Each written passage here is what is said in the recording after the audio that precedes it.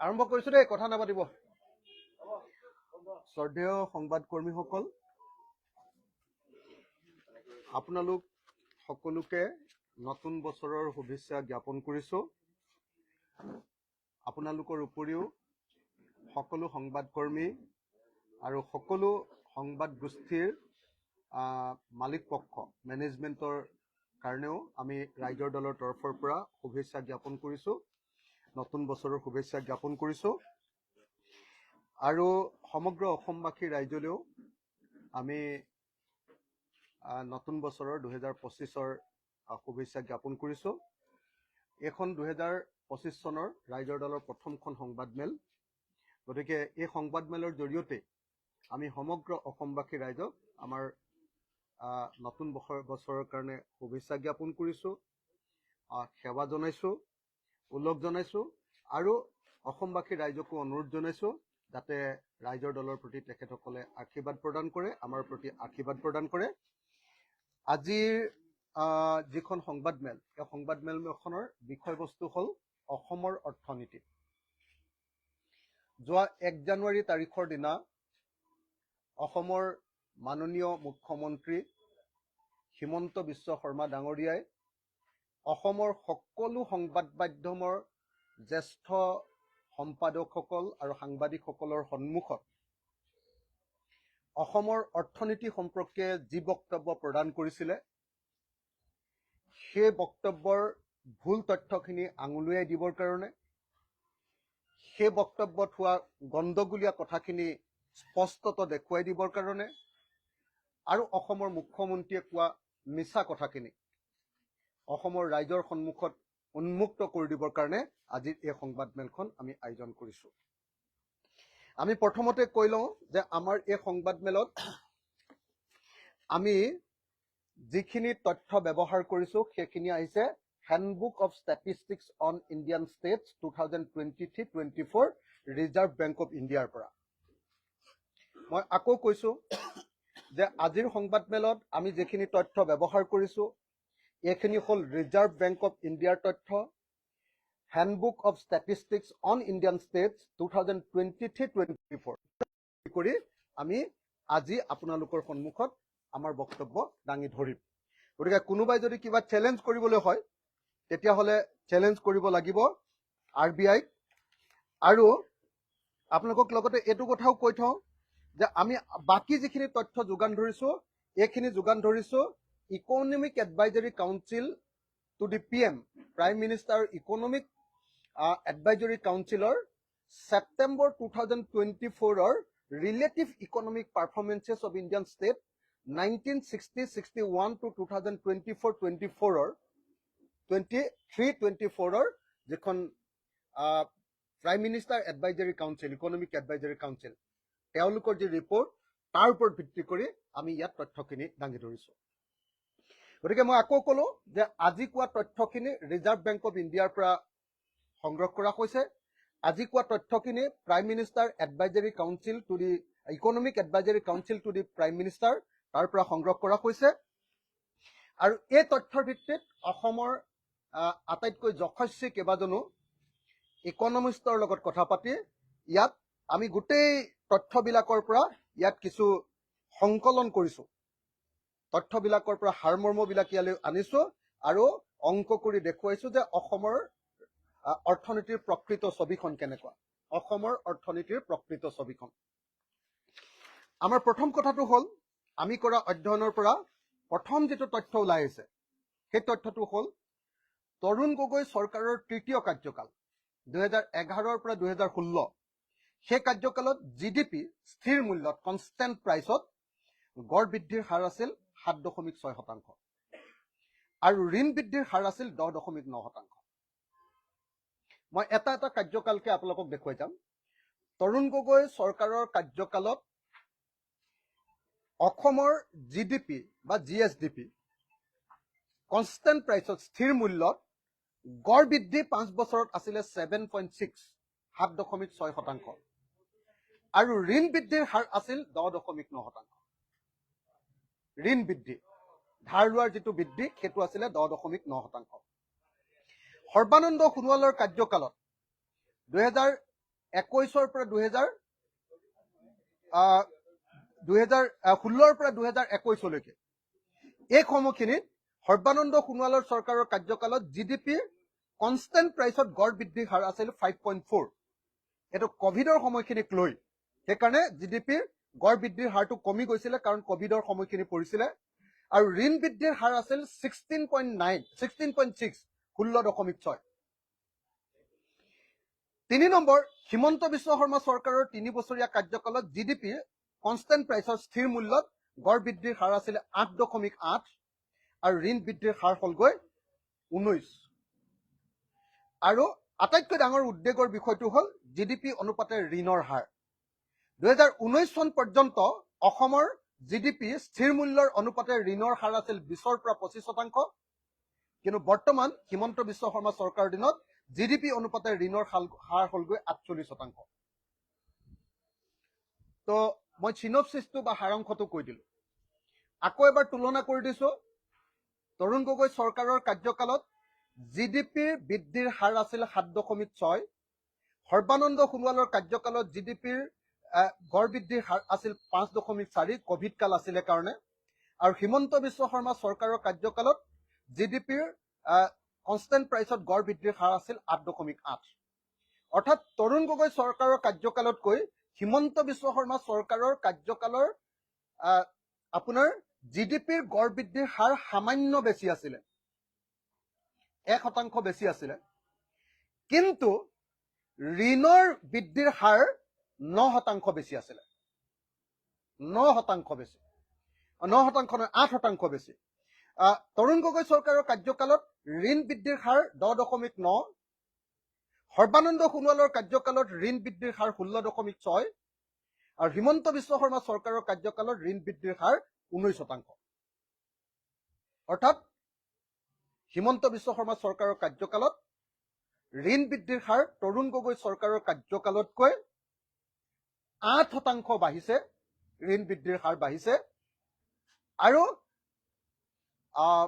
তৰুণ গগৈ চৰকাৰৰ সৰ্বানন্দ সোণোৱালৰ চৰকাৰৰ কাৰ্যকালতকৈ 3% ঋণ বৃদ্ধিৰ হাৰ বৃদ্ধি পাইছে। কিন্তু আটাইতকৈ ডাঙৰ ঘটনাটো হল যে এই সময়খিনিত 2019 চন পৰ্যন্ত অসমৰ জিডিপিৰ স্থিৰ মূল্যত লগত যদি আমি ঋণ বৃদ্ধিৰ হাৰটো তুলনা কৰো, তেতিয়াহ'লে সেইটো 20 পৰা 25% আছিল। কিন্তু আজিৰ দিনটোত অসমৰ জিডিপি অনুপাতে ঋণৰ হাৰ হলগৈ 48%। তাৰমানে এইটো যদি তথ্য মই কৈ দিওঁ তেতিয়াহ'লে আপোনালোকে আচৰিত পাব যে আজিৰ দিনটোত অসমৰ ধাৰটো হল 1,50,000 কোটি টকা। অসমৰ ধাৰ হল আজিৰ দিনটোত 1,50,000 কোটি টকা, 1,50,000 কোটি টকা অসমৰ ধাৰ। আৰু অসমৰ জিডিপি আপোনালোকে যদি স্থিৰ মূল্যত যদি চাই তেতিয়াহ'লে দেখিবলৈ পাব যে অসমৰ জিডিপি আজিৰ দিনটোত স্থিৰ মূল্যত 3,18,500 স্থিৰ মূল্যত 3,18,55,859 লাখ টকা। গতিকে আজিৰ দিনটোত অসমৰ জিডিপি যিমান 3 লাখ কোটি টকা আৰু ধাৰ হল 1.5 লাখ কোটি টকা,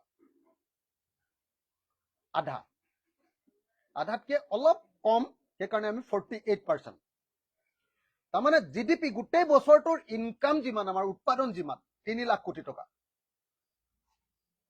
গোটেই বছৰটোৰ ধাৰ কিমান হৈ গলগে? টোটেল ধাৰটো, টোটেল আউটষ্টেণ্ডিং বুলি কয় এইটো, টোটেল আউটষ্টেণ্ডিংটো হলগে 1.5 লাখ কোটি টকা। গতিকে ধাৰৰ পৰিমাণে হল 48%, জিডিপিৰ অনুপাতে ধাৰৰ পৰিমাণটো হল 48%।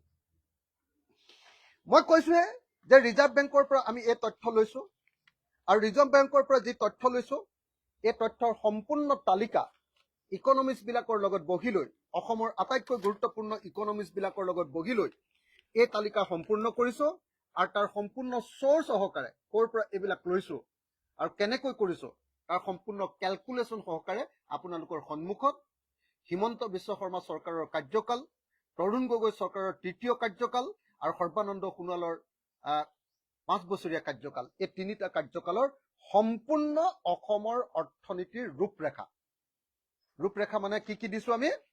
জিডিপি স্থিৰ মূল্যত কিমান, প্ৰকৃত জিডিপি বৃদ্ধিৰ হাৰ কিমান, স্থিৰ মূল্যত যেতিয়া জিডিপি বৃদ্ধিৰ হাৰ দেখুৱায় তেতিয়াহ'লে প্ৰকৃত জিডিপি বৃদ্ধিৰ হাৰ বুলি কোৱা হয়। কনষ্টেণ্ট প্ৰাইচত দেই।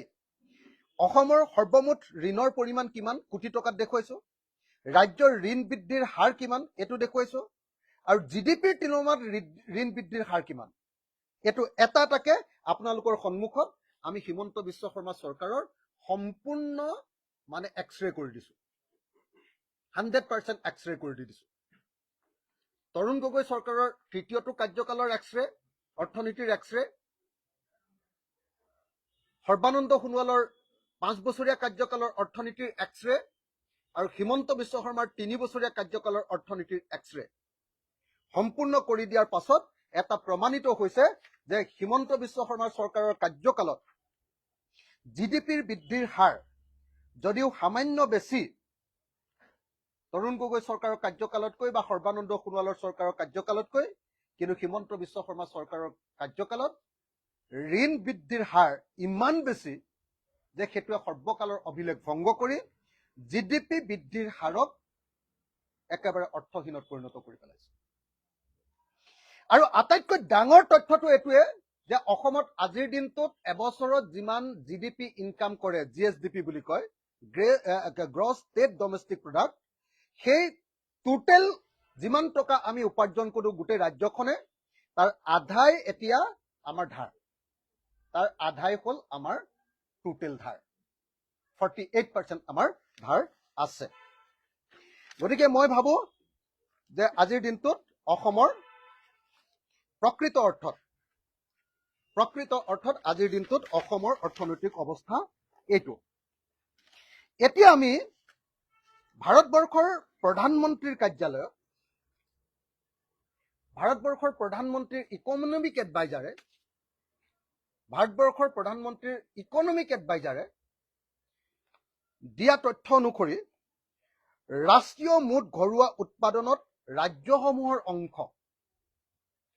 অৰ্থাৎ আমাৰ গোটেই ৰাজ্যবিলাকে টোটেল যিমান উৎপাদন কৰে, জিডিপি, টোটেল ৰাজ্যবিলাকৰ জিডিপি যিমান, তাত অসমৰ জিডিপি ক্ৰমাগতভাৱে বৃদ্ধি পাইছে নে হ্ৰাস পাইছে তাৰ তুলনাটো আপোনালোকৰ সন্মুখত কৰি দেখুৱাব কৈছো। এইটো দেখুৱাই দিলে গম পাব যে অসমৰ অৰ্থনীতি বাঢ়িছে নে কমিছে।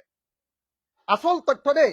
আপোনালোকে যদি এই তথ্যটো চাই তেতিয়াহ'লে আৰু কোনেও ইকনমিক্স জনা মানুহ চবেই গম পাই যাব যে অসমৰ অৰ্থনীতি বাঢ়িছে নে কমিছে। এইটো ভাৰতবৰ্ষৰ প্ৰধানমন্ত্ৰীৰ যি ইকনমিক এডভাইজাৰী কাউন্সিল, প্ৰধানমন্ত্ৰীৰ ইকনমিক এডভাইজাৰী কাউন্সিলৰ মতে 1960 আৰু 61 চনত, একদম 60ৰ দশকৰ পৰা কৰিছে দেই, 1960 আৰু 61 চনত ভাৰতবৰ্ষৰ টোটেল জিডিপিত অসমৰ অংশ আছিলে 2.6%। 2.6%। 70-71 চনত সেইটো কমি গৈ 2.4% হ'ল। 80-81 চনত সেইটো কমি গৈ 2.1% হ'ল। 90-91 চনত এইটো আকৌ বৃদ্ধি পাই 2.4% হ'ল। 2000-2001 চনত এইটো 1.9% হ'ল। 2010-11 চনত যেতিয়া হিমন্ত বিশ্ব শৰ্মা বিত্তমন্ত্ৰী আছিলে, সৰ্বকালৰ আটাইতকৈ কম শ্বেয়াৰ হৈ গ'ল, এইটো হ'ল 1.6। 2020-21 আকৌ হিমন্ত বিশ্ব শৰ্মা যেতিয়া বিত্তমন্ত্ৰী আছিলে তেতিয়াও সেইটো অংশ হ'ল 1.7, আৰু বৰ্তমান 2023-24ত হিমন্ত বিশ্ব শৰ্মাৰ মুখ্যমন্ত্ৰীত্ব কালত অসমৰ মানে ভাৰতৰ যিটো জিডিপি, টোটেল জিডিপিত অসমৰ অংশটো হ'ল 1.9%। অৰ্থাৎ 1960-61 চনৰ 2.6%ৰ পৰা কমি গৈ বৰ্তমান অসমৰ জিডিপি, ভাৰতবৰ্ষৰ টোটেল জিডিপিৰ অংশটো হ'ল মাত্ৰ 1.9%। অসমৰ অৰ্থনীতি ক্ৰমাগতভাৱে কেনেকৈ দেউলীয়া হৈ গৈ আছে। অসমৰ ইনকাম, অসমৰ গোটেই মানুহবিলাকৰ ইনকাম, টোটেল জিডিপি বা জিএছডিপি বুলি যিটো কয়, মুঠ ঘৰুৱা উৎপাদন, মুঠ ঘৰুৱা ৰাজ্যিক উৎপাদন যিটো আছে, সেই উৎপাদনটো আগতে ভাৰতবৰ্ষৰ মুঠ উৎপাদনৰ 2.6% আছিলে, সেইটো গৈ তৰুণ গগৈ চৰকাৰৰ দিনতো 1.9% আছিলে, আৰু সেইটো গৈ আজিৰ দিনটোত হিমন্ত বিশ্ব শৰ্মা চৰকাৰৰ দিনত কমি লৈ 1.6, 1.7ৰ পৰা গৈ এতিয়া 1.9%ত ৰৈ আছে। তাৰমানে 2.6%ৰ পৰা ই ক্ৰমাগতভাৱে হ্ৰাস পাই এতিয়া 1.9% হ'ল। আৰু গোটেই দেশৰ ভিতৰত, আমাৰ গোটেই দেশৰ ভিতৰত যি 20খন ডাঙৰ ৰাজ্য আছে, সেই বৃহৎ ৰাজ্যৰ ভিতৰত অসমৰ অৱদান তলফালৰ পৰা চতুৰ্থ। অসমৰ অৱদান তলফালৰ পৰা চতুৰ্থ। ভাৰতৰ অৰ্থনীতিলৈ অসমৰ অৱদান তলফালৰ পৰা চতুৰ্থ। তলফালৰ পৰা আটাইতকৈ কমটো হ'ল উত্তৰাখণ্ড, দ্বিতীয় কমটো হ'ল আপোনাৰ ঝাৰখণ্ড, তৃতীয় কমটো হ'ল আপোনাৰ ছত্তীশগড়, আৰু চতুৰ্থ কমটো হ'ল আমাৰ অসম। অসমৰ অৰ্থনৈতিক অৱস্থা ইমান বেয়া যে ভাৰতৰ অৰ্থনীতিলৈ তলফালৰ পৰা আমি চতুৰ্থ শ্বেয়াৰটো আমি প্ৰদান কৰোঁ। অৱদানটো হ'ল তলফালৰ পৰা 4। ভাৰতৰ অৰ্থনীতিলৈ মুঠ GDP লৈ আমাৰ অৱদান হ'ল তলফালৰ পৰা 4। গতিকে অসমৰ অৰ্থনৈতিক অৱস্থা কিমান বেয়া ইয়াৰ পাছত নিশ্চয় আপোনালোকক কাকো কোৱাৰ কোনো প্ৰয়োজন নাই। তাৰ পাছত আচলতে মানুহৰ অৱস্থা কেনেকুৱা, এইটোতো গোটেই ৰাজ্যখনৰ টোটেল GDP। আচলতে মানুহৰ অৱস্থা কেনেকুৱা এইটো চাবৰ কাৰণে মূল বস্তুটো হ'ল আপোনালোকে সকলোৱে জানে, সেইটোক কয় পাৰ কেপিটা ইনকাম, গড় জনমূৰি আয়। অসমৰ গড় জনমূৰি আয় বৃদ্ধি হৈছে নে কমিছে? অসমৰ গড় জনমূৰি আয় বৃদ্ধি হৈছে নে কমিছে এইটো যদি চাওঁ, গড় জনমূৰি আয় মানে আপোনালোকে সকলোৱে জানে যে এবছৰত এজন মানুহৰ ইনকাম, পাৰ কেপিটা ইনকাম, এবছৰত এজন মানুহৰ ইনকাম। আজিৰ দিনটোত অসমৰ এজন মানুহৰ ইনকাম 1,35,000 টকা। তো এই এবছৰত এজন মানুহৰ ইনকামটো 1960-61 চনত কিমান আছিলে জানেনে? ভাৰতৰ এজন মানুহৰ ইনকাম যদি 100 টকা বুলি ধৰো, অসমৰ মানুহৰ ইনকাম ভাৰতৰ মানুহৰ ইনকামতকে বেছি আছিলে 102 টকা 90 পইচা, প্ৰায় 103 টকা আছিলে। 1960-61 চনত অসমৰ মানুহৰ অৱস্থা ভাৰতৰ মানুহতকৈ অৱস্থা ভাল আছিলে। কিমান আছিলে?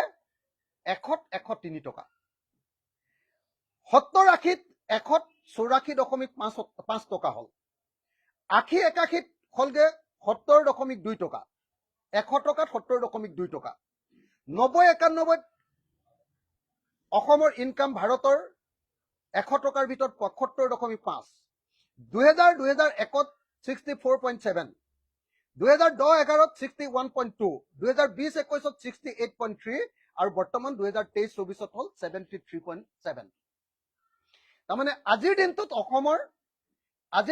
অসমৰ এজন মানুহৰ ইনকাম কিমান বুলি ক'লে ক'ব লাগিব যে ভাৰতৰ এজন মানুহৰ ইনকাম যদি 100 টকা, আজিৰ দিনটোত অসমৰ এজন মানুহৰ ইনকাম 73 টকা 70 পইচা। 73 টকা 70 পইচা।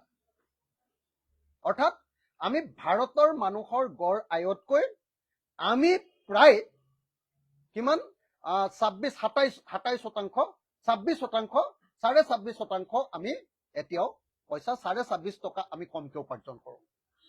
26.5 টকা আমি কমকে উপাৰ্জন কৰোঁ।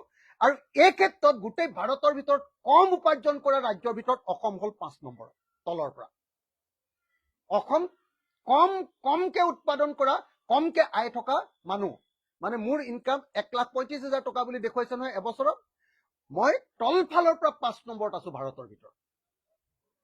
ভাৰতৰ এজন মানুহৰ ক্ষেত্ৰত তলফালৰ পৰা 5 নম্বৰ। তলৰ পৰা একেবাৰে কম, আটাইতকৈ কম কাৰ জানেনে? আটাইতকৈ কম হ'ল বিহাৰৰ, 2 নম্বৰ কম হ'ল উত্তৰ প্ৰদেশৰ, 3 নম্বৰ কম হ'ল থাৰ্ড লোৱেষ্ট হ'ল ঝাৰখণ্ডৰ, 4th লোৱেষ্ট হ'ল আপোনাৰ মণিপুৰৰ, আৰু 5th লোৱেষ্ট হলো আমি অসম।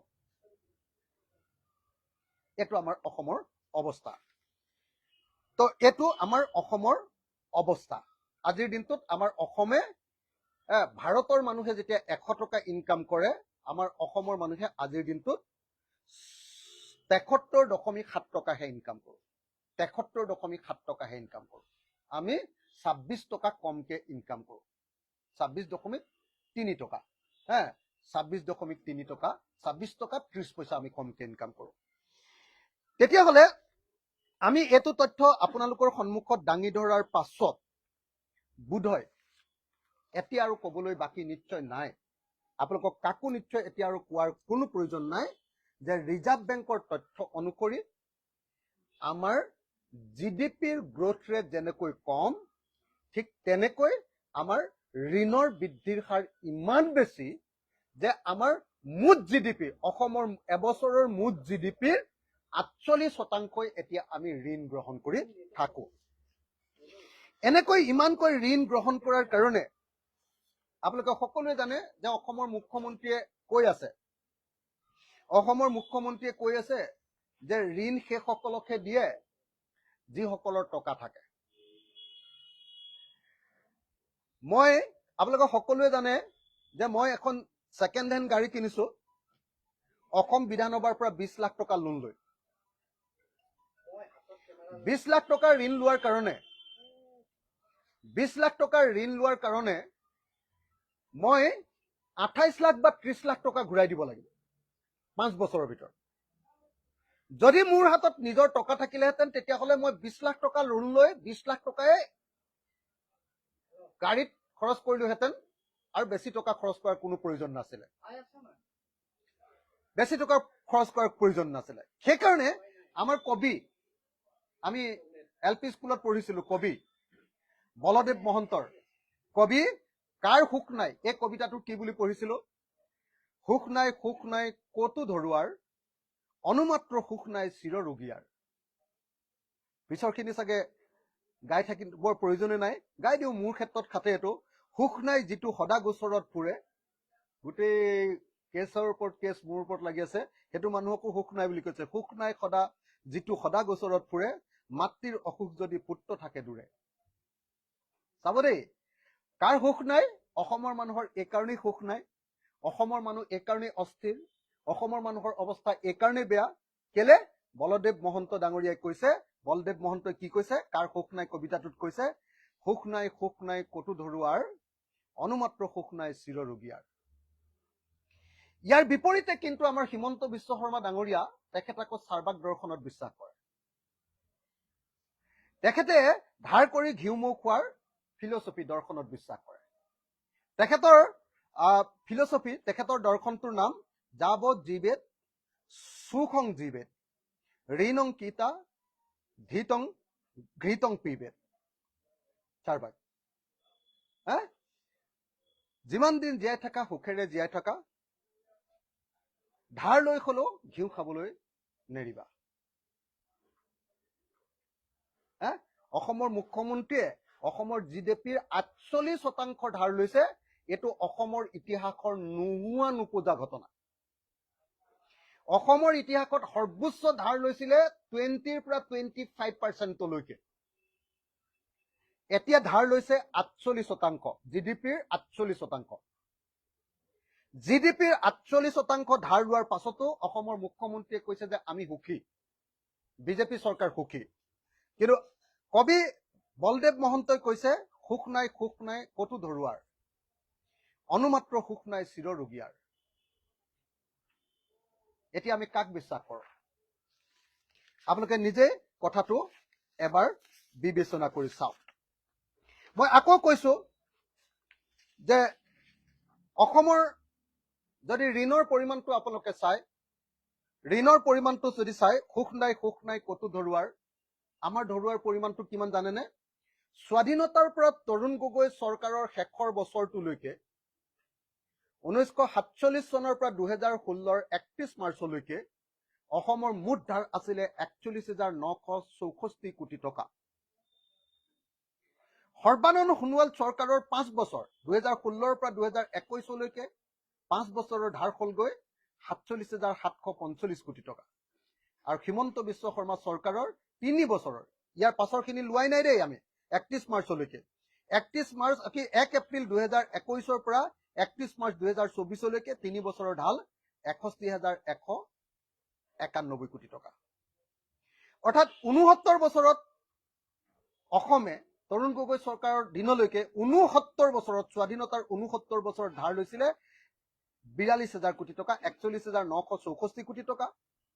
8 বছৰত বিজেপি চৰকাৰে ধাৰ ললে 1,08,936 কোটি টকা, আৰু হিমন্ত বিশ্ব শৰ্মাই অকল 3 বছৰ ধাৰ ললে 61,191 কোটি টকা।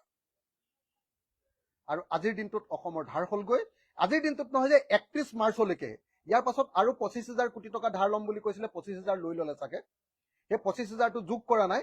এতিয়ালৈকে অসমৰ ধাৰ হলগৈ 31 মাৰ্চলৈকে 1,50,900 কোটি টকা, 1,50,900 কোটি টকা। 1,50,900 কোটি টকাৰ লগত বাজেটত কৈছিলে যে 25,000 কোটি টকাৰ ধাৰ ল'ম। 25,000 কোটি টকা যদি ধাৰ ললে 1,77,000 কোটি টকা ধাৰ হৈ গল। এতিয়া যদি ললে সেইটো মানে একদম 31 মাৰ্চৰ দিনাহে হিচাপটো ওলাই, কমপ্লিট হিচাপ। আৰু এইটো তথ্য মই ক'ৰ পৰা লৈছো? মই এই তথ্যটো লৈছো handbook of statistics on Indian state 2023-24 পৰা। গতিকে এইটোৰ পৰা প্ৰমাণিত হয় যে হিমন্ত বিশ্ব শৰ্মা চৰকাৰে আমাৰ অসমখন টোটেলি ডুবাই পেলালে। বিজেপি চৰকাৰৰ কাৰ্যকালত, মুঠ 8টা বছৰৰ কাৰ্যকালত অসমে ঋণৰ সুদ পৰিশোধ কৰিছে 42,061 কোটি টকা। অসমে ঋণৰ সুদ পৰিশোধ কৰিছে 42,061 কোটি টকা। হিমন্ত বিশ্ব শৰ্মাৰ 3 বছৰ কাৰ্যকালত মাৰিবলগীয়া হৈছে 22,410 কোটি টকা, আৰু সৰ্বানন্দ সোণোৱালৰ কাৰ্যকালত 5 বছৰত মাৰিবলগীয়া হৈছিলে 19,651 কোটি টকা।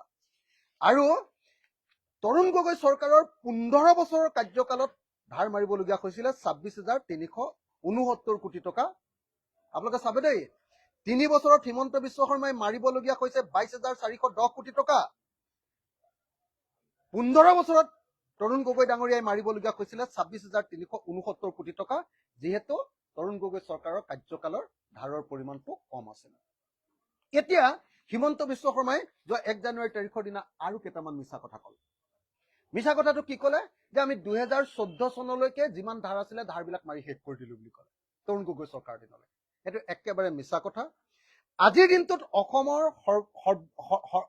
সৰ্বোচ্চ টোটেল ধাৰটো, সৰ্বমুঠ ধাৰটো হ'ল 1,50,900 কোটি টকা। 1,50,900 কোটি টকা। আৰু এইটোৰ ভিতৰত তৰুণ গগৈ চৰকাৰৰ কাৰ্যকালত 41,000 কোটি টকাটো অন্তৰ্ভুক্ত হৈ আছে। এইটো মিছা কথা। হিমন্ত বিশ্ব শৰ্মাই যোৱাবাৰ আমি বাজেটত পাইছিলো অকল 5,000 কোটি টকাহে ধাৰ মাৰিছে, অথচ তৰুণ গগৈ চৰকাৰৰ কাৰ্যকালত আচলতে ধাৰ আছিলে 41,000 কোটি টকা। গতিকে 5,000 কোটি টকা ধাৰ মাৰি আৰু 2 বছৰত, যোৱা বছৰ 5,000, চবতে 5,000, তাৰ আগৰ বছৰটো সিমান মৰাই নাই, 4,000 মান মাৰিছিলে। গতিকে এতিয়াও তৰুণ গগৈ চৰকাৰৰ কাৰ্যকালৰ ধাৰ এতিয়াও 41,000 কোটি টকা ধাৰ মাৰিবলৈ বাকী আছে। এইটো মিছা কথা কৈছে। গতিকে হিমন্ত বিশ্ব শৰ্মাই সম্পূৰ্ণ মিছা তথ্যৰে আবুৱা বাঢ়িছে। আমাৰ কাৰণে আটাইতকৈ আশ্চৰ্যজনক কথাটো হ'ল যে 1 জানুৱাৰী তাৰিখৰ দিনা ধাৰ লৈ অসমৰ উন্নতি কৰিম বুলি ক'ব পৰা মুখ্যমন্ত্ৰী এজন অসমত জন্ম হৈছে। 1 জানুৱাৰী তাৰিখৰ দিনা অসমৰ মানে সকলো মানুহে আশাৰ বতৰা দিয়ে।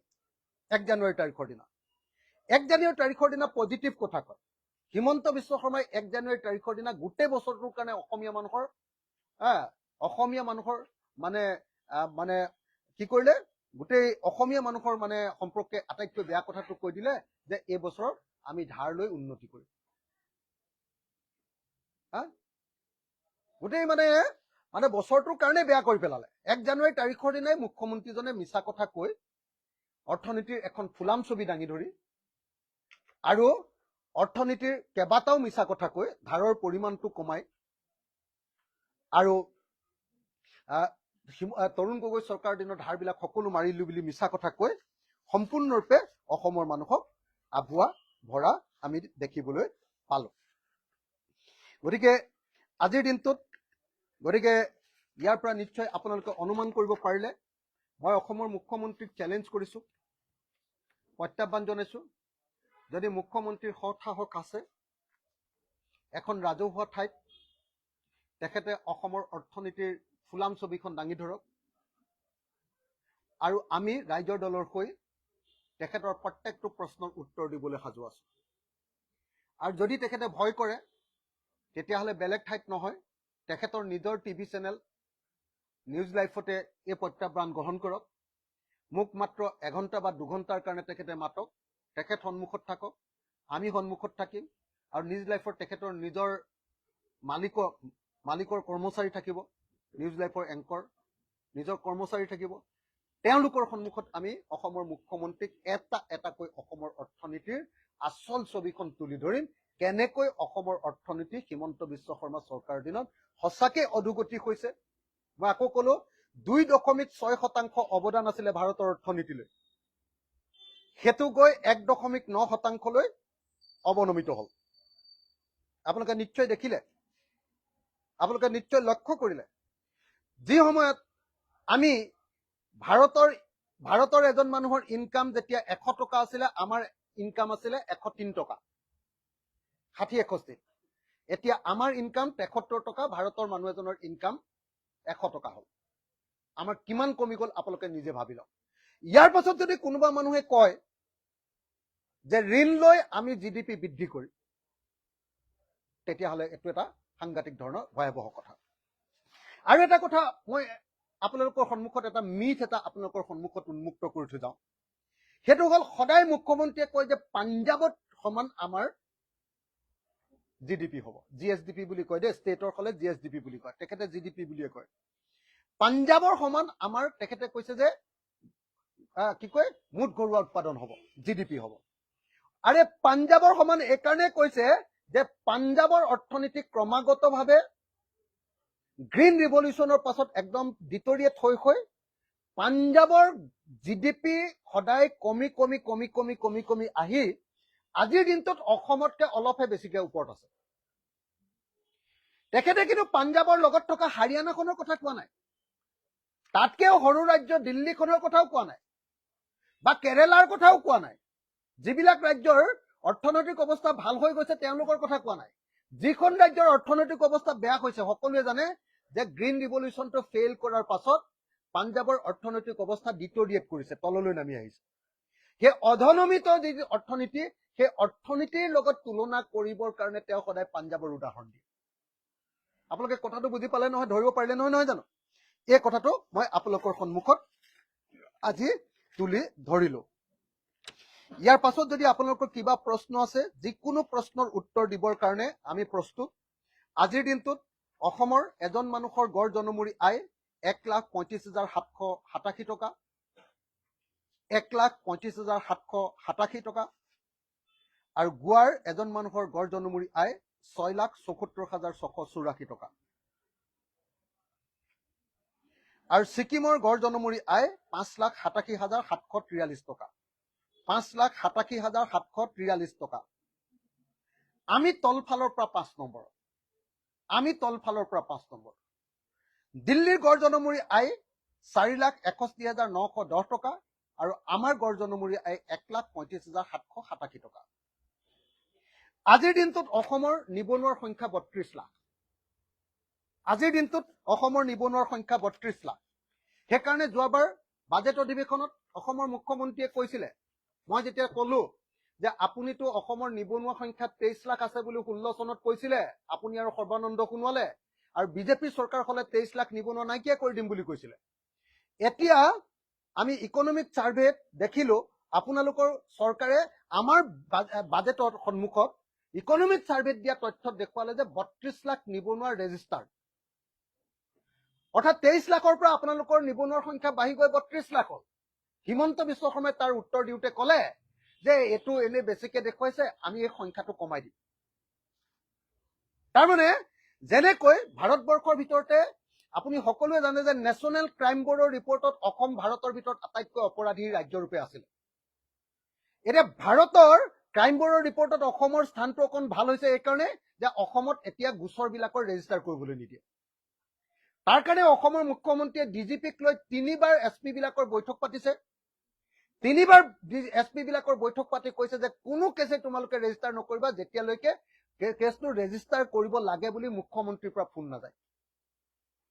এতিয়া এখন থানাৰ ওচিয়ে কেছ এটা ৰেজিষ্টাৰ কৰিব নাই, অসমৰ মুখ্যমন্ত্ৰীৰ পৰা সুধি ল'ব লাগে। অৰ্থাৎ অসমৰ মুখ্যমন্ত্ৰী একেটা সময়তে মুখ্যমন্ত্ৰীও, অসমৰ গৃহমন্ত্ৰীও, অসমৰ OCও, অসমৰ SPও, অসমৰ DGPও আৰু অসমৰ গাঁওবুঢ়াও একমাত্ৰ মানুহ আমাৰ সম্পূৰ্ণৰূপে কি কৰি দিছে, আমাৰ দেশৰ গণতান্ত্ৰিক ব্যৱস্থাটো নাইকিয়া কৰি পেলাইছে। আপোনালোকে সকলোৱে জানে যে মেটাৰনেল মৰ্টেলিটি ৰেট, এতিয়া এই কাৰণে কৈছো যে টকা যদি বাঢ়িছে তেতিয়াহ'লে আমাৰ অৰ্থনৈতিক অৱস্থা কিয় বেয়া, আমাৰ সামাজিক অৱস্থা কিয় বেয়া। মেটাৰনেল মৰ্টেলিটি ৰেট মানে প্ৰসূতি মৃত্যুৰ হাৰ, সন্তান জন্ম হওঁতে মাতৃৰ মৃত্যুৰ ক্ষেত্ৰত আমি ভাৰতবৰ্ষৰ ভিতৰত 1 নম্বৰ। বাচ্চাৰ জন্ম হওঁতে, আমাৰ সন্তান জন্ম হওঁতে, নাবালক যেতিয়া জন্ম হয়, সন্তান জন্ম হয়, শিশুৰ মৃত্যুৰ হাৰ আমি ভাৰতবৰ্ষৰ ভিতৰত 3 নম্বৰ। পভাৰ্টি ৰেটত আমি, দৰিদ্ৰতাৰ ক্ষেত্ৰত আমি গোটেই ভাৰতবৰ্ষৰ ভিতৰত 7 নম্বৰ। 7 নম্বৰ দৰিদ্ৰ ৰাজ্য। আৰু গড় জনমূৰি আয়ৰ ক্ষেত্ৰত আমি ভাৰতবৰ্ষৰ ভিতৰত তলফালৰ পৰা 5 নম্বৰ। আৰু আধাতে স্কুল এৰাৰ ক্ষেত্ৰত আপোনালোকে সকলোৱে জানে যে আধাতে স্কুল এৰাৰ ক্ষেত্ৰত আমি গোটেই ভাৰতবৰ্ষৰ ভিতৰত 1 নম্বৰ। ছেকেণ্ডেৰী স্কুলৰ ক্ষেত্ৰত আমি গোটেই ভাৰতবৰ্ষৰ ভিতৰত 1 নম্বৰ। এইখিনি তথ্য দিয়াৰ পাছত নিশ্চয় এতিয়া বুজিবলৈ বাকী নাই যে অৰ্থনৈতিকভাৱেও আমি দুৰ্বল আৰু সামাজিকভাৱেও আমাৰ যিবিলাক উন্নয়নমূলক কাম কাজ হ'ব লাগিছিলে সেইবিলাক পোৱা নাই। এতিয়া অসমৰ মুখ্যমন্ত্ৰীয়ে সদায় কয় যে অসম এটা মডেলত পৰিণত হৈছে। অসম এটা মডেলত পৰিণত হৈছে। কিহৰ মডেলত? বোলে অৰুণোদয় মডেলত। মডেলটো কি? 1250 টকাৰ অৰুণোদয়ৰ কাৰণে অসমৰ মানুহৰ, অসমৰ মহিলাবিলাকৰ আজিৰ দিনটোৰ আটাইতকৈ ডাঙৰ সপোনটো হ'ল 1250 টকাৰ অৰুণোদয় আঁচনি। 1250 টকা আমেৰিকাৰ ষ্টেণ্ডাৰ্ডত যদি চাওঁ, আমেৰিকাত 1250 টকাত 3 কেজি চাউল পায়। আমেৰিকাৰ ষ্টেণ্ডাৰ্ডত 3 কেজি চাউল পোৱাটোৱে হ'ল অসমৰ গাঁৱৰ মানুহৰ আজিৰ দিনটোৰ আটাইতকৈ ডাঙৰ সপোন। মহিলাই অসমৰ আজিৰ দিনটোত অসমৰ গাঁৱলৈ যদি যায় তেতিয়াহ'লে যদি সোধে যে খেতি কৰাক বাদ দি অসমৰ নতুন প্ৰজন্মটোৱে আটাইতকৈ বেছি কি কাম কৰে, সকলোৱে ক'ব যে মিস্ত্ৰীৰ লগত যোগালী বা দৈনিক মজুৰি 1 নম্বৰ। আৰু 2 নম্বৰ কামটো কি কৰে? বেংগলোৰ, চেন্নাই বা কেৰেলাত গৈ চিকিউৰিটি গাৰ্ড। এইটোৱে হ'ল অসমৰ আজিৰ দিনটোৰ বাস্তৱ অৰ্থনৈতিক চিত্ৰ। বাস্তৱ অৰ্থনৈতিক চিত্ৰ। অসমৰ নতুন প্ৰজন্ম, তেওঁলোকৰ আজিৰ দিনটোত কৃষিক বাদ দি আটাইতকৈ ডাঙৰ ইনকামটো হ'ল দৈনিক মজুৰি বা মিস্ত্ৰীৰ লগত যোগালী। আৰু দ্বিতীয় যিটো ইনকাম সেইটো হ'ল বেংগলোৰ, চেন্নাই আৰু কেৰেলাত গৈ চিকিউৰিটি গাৰ্ড। যদি চিকিউৰিটি গাৰ্ড কৰাটোৱে নতুন প্ৰজন্মৰ আটাইতকৈ উঠি অহা সবল ডেকা ল'ৰাবিলাকৰ আটাইতকৈ ডাঙৰ সপোন হয়, বা হাজিৰা কৰাটোৱে আটাইতকৈ ডাঙৰ সপোন হয়, সেই জাতিৰ কিবা ভৱিষ্যত আছেনে?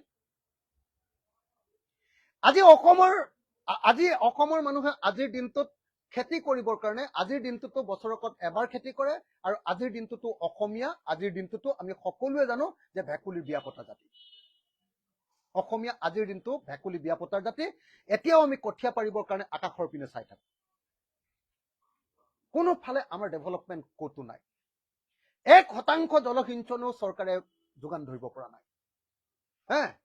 অসমক যি সময়ত আমি অসমৰ মানুহক অৰ্থনৈতিক উন্নয়নৰ কাৰণে আমি অসমৰ মানুহক প্ৰফেচনেল কৰিব লাগিছিলে, প্ৰফেচনেলিজিম শিকাব লাগিছিলে, পেছাদাৰিত্ব শিকাব লাগিছিলে, সেই সময়ত হিমন্ত বিশ্ব শৰ্মা চৰকাৰে অসমৰ মানুহক শিকাইছে আনৰ ওপৰত নিৰ্ভৰ কৰি চলা ৰাজ্য, আনৰ ওপৰত নিৰ্ভৰ কৰি চলা নীতি, হিতাধিকাৰী আঁচনি। আকৌ ক'লো দে, এইটো অত্যন্ত আটাইতকৈ গুৰুত্বপূৰ্ণ বাক্য বুলি মই ভাবো যে যি সময়ত অসমৰ মানুহৰ কাৰণে আটাইতকৈ গুৰুত্বপূৰ্ণ নীতিটো হ'ব লাগিছিলে পেছাদাৰিত্ব, অসমৰ মানুহক পেছাদাৰিত্ব আমি শিকাব লাগিছিলে, পেছাদাৰী অসমীয়া জাতি আমি গঢ়িব লাগিছিলে, সেই সময়ত হিমন্ত বিশ্ব শৰ্মাই আমাক শিকাইছে হিতাধিকাৰী আঁচনিৰ জৰিয়তে অসমৰ মানুহ চৰকাৰী টকাৰ ওপৰত নিৰ্ভৰশীল হোৱাটোকে শিকাইছে। গতিকে এই ৰাজ্যখনৰ কোনো ভৱিষ্যত হিমন্ত বিশ্ব শৰ্মাৰ হাতত নাই। 1 জানুৱাৰী তাৰিখৰ দিনা অসমৰ মুখ্যমন্ত্ৰীয়ে যি ফুলাম বক্তব্য দিলে, এই বক্তব্য সম্পূৰ্ণৰূপে মিছা বক্তব্য, ভুৱা বক্তব্য। অসমৰ ৰঙীন ছবি যদিও তেখেতে তুলি ধৰিব খুজিছে, আচলতে অসমৰ অৰ্থনৈতিক অৱস্থা ভয়ংকৰভাৱে বেয়া। আৰু সেইকাৰণে এই মুহূৰ্তত আমি অসমৰ মুখ্যমন্ত্ৰীক অসমৰ অৰ্থনীতিৰ ওপৰত এখন হোৱাইট পেপাৰ প্ৰকাশ কৰিবৰ কাৰণে আহ্বান জনাইছো। মোৰ সৈতে আমাৰ ৰাইজৰ দলৰ সাধাৰণ সম্পাদক ৰাছেল হুছেইন আৰু ৰাইজৰ দলৰ সাধাৰণ সম্পাদক চিন্ময় বৰাও আছে। তেখেতসকলে যদি কিবা ক'ব খোজে ক'ব পাৰে, নহ'লে মোৰ কোৱাখিনি শেষ হৈছে। আপোনালোকৰ কিবা প্ৰশ্ন থাকিলে কৰিব পাৰে। কি মিনিট হ'ল? আধা ঘণ্টা।